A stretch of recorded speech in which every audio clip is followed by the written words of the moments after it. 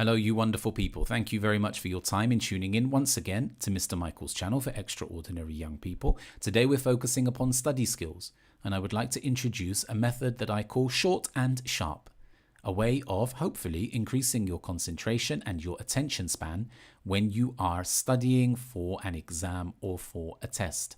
I'd like to begin by asking you a question, if you don't mind.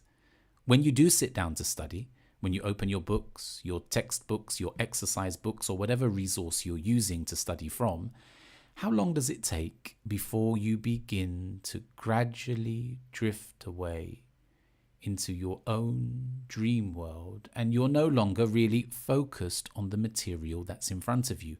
Maybe you're passing your eyes over the words in front of you, but the information is not really going into your mind.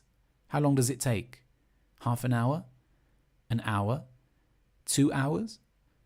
Well, according to psychological studies, the student attention, your concentration span drops dramatically over a period of about 25 minutes. So as you can see on the line graph, after 5 minutes, after 10 minutes, after 15 minutes, there is a gradual reduction in student attention. But then when you get to around 15-20 minutes, there is a dramatic drop down, and a student's attention is far lower than it was at the beginning of that 20-minute period. Now, this poses us a major problem because I hear many of my students who say, "Oh, teacher, I studied for 2 hours yesterday. I studied for 3 hours yesterday." Did you really study for 3 hours?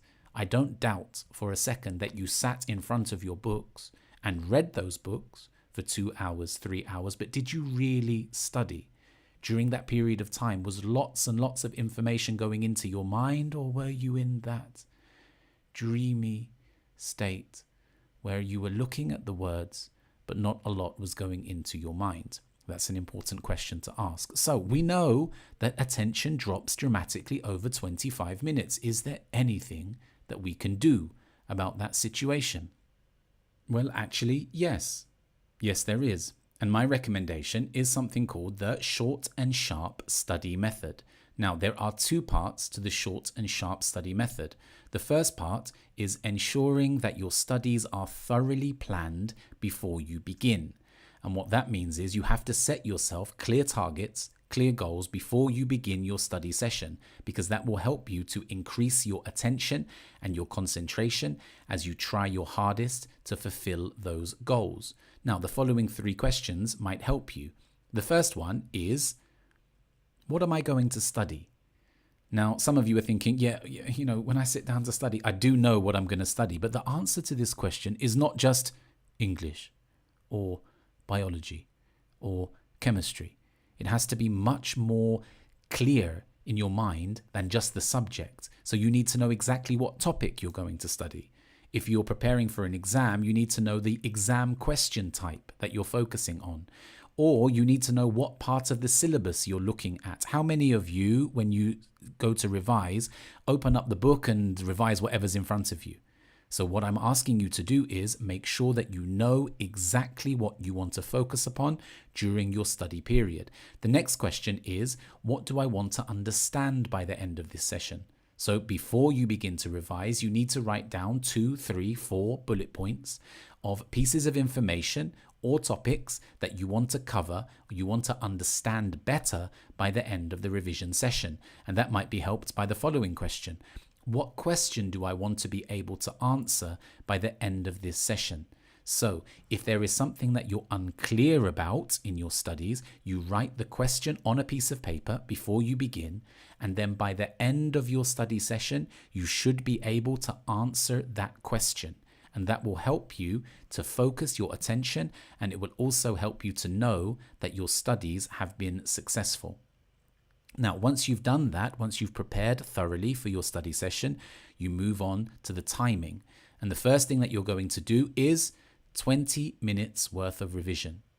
Now, we know, as we said before, that after 15, 16, 17 minutes, the student's attention dramatically falls down. So after 20 minutes, you're going to take a 5-minute break. And in that time, you're going to get up, you're going to leave your desk, you're going to go and have a drink, you're going to have a quick talk with someone in the house or in the library, wherever you're studying. And then after 5 minutes, you're going to go back and do the second 20 minutes worth of revision. When you finish your 20 minutes, funnily enough, you're going to take another 5-minute break. And then you go back and you do the final 20-minute revision. And then finally, the session is over.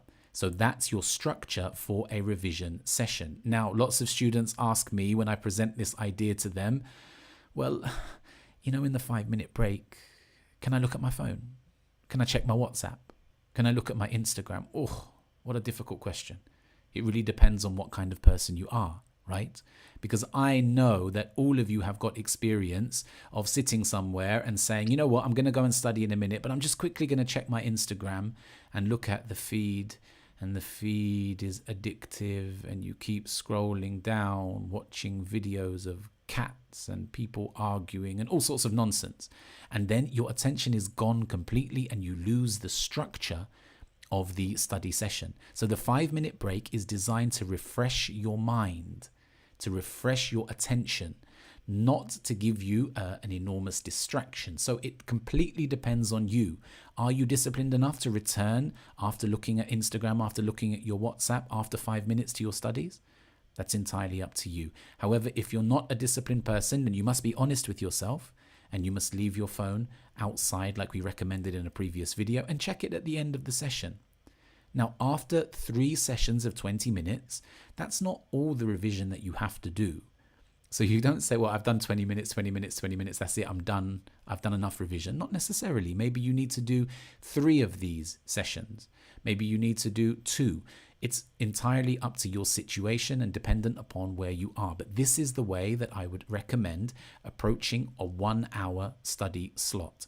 I think it's better for you to do 20 minutes, 5 minutes, 20 minutes, 5 minutes, 20 minutes, than sit down in one solid block for 1 hour, because I think that your attention will drift away and you'll no longer be focused on what you're doing. Now, let's quickly review the information in this video.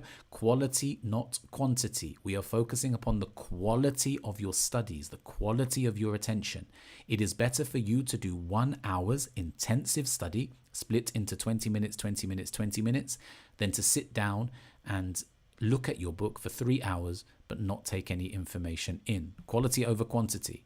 Next point is attention declines quickly. Remember that your attention decreases very, very quickly over a period of about 20 minutes. So don't spend too much time looking at the book. If you find that your attention is drifting away, take a break, refresh, and come back. The third point is set yourself clear goals. Make sure you know exactly what you want to achieve when you are studying. And the final thing is study for short periods, frequently, but don't try and set yourselves enormous long blocks, because more often than not, they will not be effective. Now, of course, all of the information in this video is just my opinion. Maybe some of you listening say, you know what, I can study for 3 hours straight. Absolutely fine. I respect you for that, and I wish you all the very best. This is the advice that I have to give. Let me know if it works for you. Let me know if you disagree with it. Write a comment in the box underneath and we'll get back to you. Thank you very much for your time. All the best with your exams and good luck.